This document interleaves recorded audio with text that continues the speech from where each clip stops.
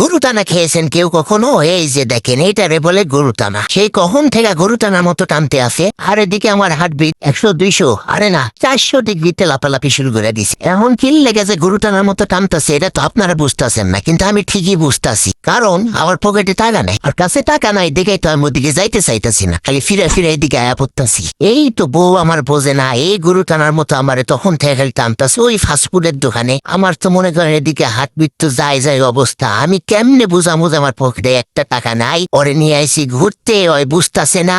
এরপরে খালি যাবি ফাস্টফুডের দোকানে আমার গরু টানার মতো টানতেছে রে ভাই। কি দুঃখে যে পড়ছি। আমার তো মনে হয় আজকে এই ফাস্টফুডের সব থালা বাসন ধুয়ে যাইতে হইবে, তাছাড়া তো আমার আজকে রেহাই দেবে না। আমি তো ভয়ে ভয়ে খালি এদিক ওদিক তাকাইতে আছি, আর এদিক ওদিক খালি খুঁজতাছি যে ওই ভাইয়ের থালা বাসন গুলা কই রাখছে।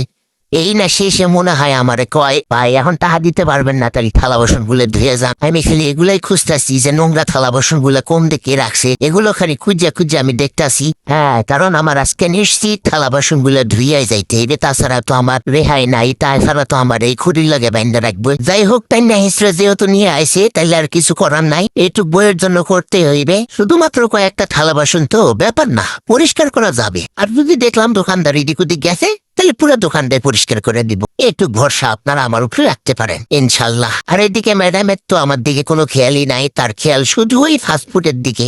হাতে পায়ে গেছে, কি আনন্দ। এটা কি হইল? টাকা দিয়ে দিল, বাচ্চা গেছি আমি। কি শান্তি।